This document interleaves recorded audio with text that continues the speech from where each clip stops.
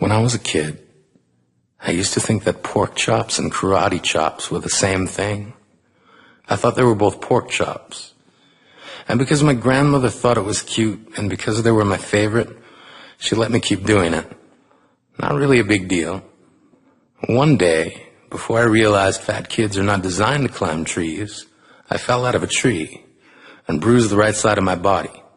I didn't want to tell my grandmother about it because I was scared I'd get in trouble for playing somewhere I shouldn't have been. A few days later, the gym teacher noticed the bruise and I got sent to the principal's office. From there, I was sent to another small room with a really nice lady who asked me all kinds of questions about my life at home. I saw no reason to lie. As far as I was concerned, life was pretty good. I told her whenever I'm sad, my grandmother gives me karate chops. This led to a full-scale investigation, and I was removed from the house for 3 days until they finally decided to ask how I got the bruises. News of this silly little story quickly spread through the school, and I earned my first nickname, Pork Chop.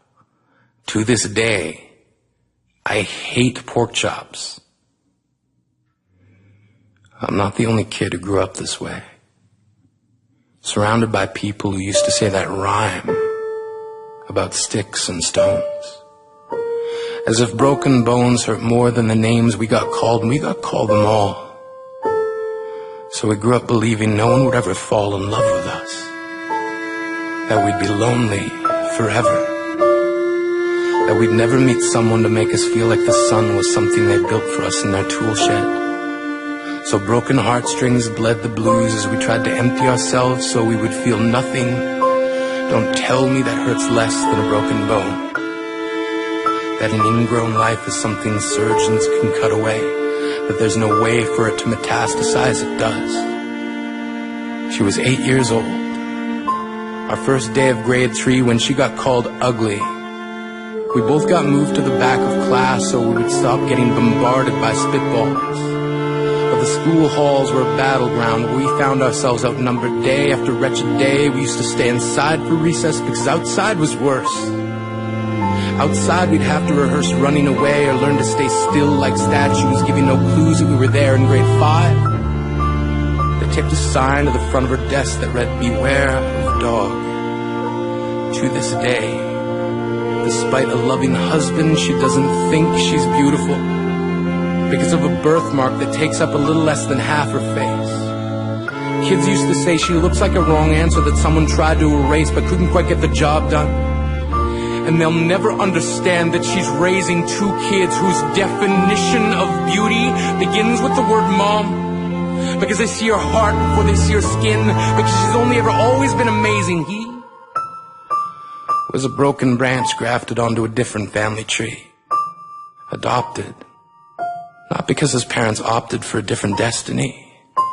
He was 3 when it became a mixed drink of 1 part left alone and 2 parts tragedy. Started therapy in 8th grade, had a personality made up of tests and pills, lived like the uphills were mountains and the downhills were cliffs, 4/5 suicidal, a tidal wave of antidepressants, and an adolescence being called pauper. 1 part because of the pills, 99 parts because of the cruelty. He tried to kill himself in grade 10 when a kid who could still go home to mom and dad had the audacity to tell him, "Get over it." As if depression is something that can be remedied by any of the contents found in a first aid kit. To this day, he's a stick of TNT lit from both ends. Could describe to in detail the way the sky bends in the moments before it's about to fall.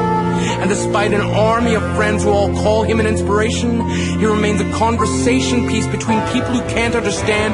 Sometimes being drug-free has less to do with addiction and more to do with sanity. We weren't the only kids who grew up this way. To this day, kids are still being called names. The classics were, "Hey, stupid," "Hey, spaz." Seems like every school has an arsenal of names getting updated every year. And if a kid breaks in a school and no one around chooses to hear it, do they make a sound? Or they're just background noise from a soundtrack stuck on repeat when people say things like, "Kids can be cruel." Every school was a big top circus tent, And the pecking order went from acrobats to lion tamers, from clowns to carnies. All of these miles ahead of who we were freaks. Lobster claw boys and bearded ladies. Oddities juggling depression and loneliness, playing solitaire, spinning the bottle, trying to kiss the wounded parts of ourselves and heal. But at night, while the others slept, we kept walking the tightrope. It was practice, and yes, some of us fell. But I want to tell them that all of this is just debris left over when we finally decide to smash all the things we thought we used to be. And if you can't see anything beautiful about yourself, get a better mirror. Look a little closer. Stare a little longer. Because there's something inside you that made you keep trying despite everyone who told you to quit. You built a cast around your broken heart and signed it yourself. You signed it. They were raw. Because maybe you didn't belong to a group or a clique. Maybe they decided to pick you last for basketball or everything. Maybe you used to bring bruises and broken teeth to show and tell but never told. Because how can you hold your ground if everyone around you wants to bury you beneath it? You have to believe that they were wrong. They have to be wrong. Why else would we still be here?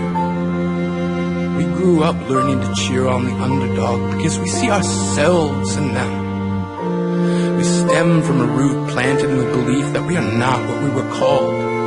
We are not abandoned cars stalled out and sitting empty on some highway. And if in some way we are, don't worry. We only got out to walk and get gas. We are graduating members from the class of we made it. Not the faded echoes of voices crying out names will never hurt me. Of course, they did. But our lives will only ever always continue to be a balancing act that has less to do with pain and more to do with beauty.